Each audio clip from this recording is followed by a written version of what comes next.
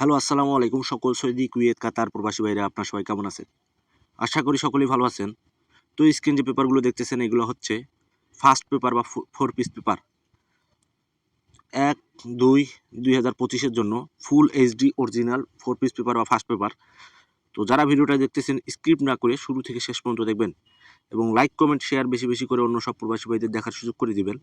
আর যারা এখনও আমার ইউটিউব চ্যানেলটি সাবস্ক্রাইব করেন নাই, থাইল্যান্ড থাই টিপস বা জামাল আহমেদ 915 অফিসিয়াল অবশ্যই সাবস্ক্রাইব করে নেবেন, কারণ আমি আপনাদের মাঝে অনেক কিছু দেওয়ার চেষ্টা করি যেগুলো গেমের জন্য খুব গুরুত্বপূর্ণ। আমার এই যে চ্যানেলটা থেকে ভিডিওটা দেখতেছেন জামাল আহমেদ 915, এটা কিন্তু স্ট্রাইক মারার কারণে আমি কিন্তু ভিডিও রেগুলার দিতে পারি না।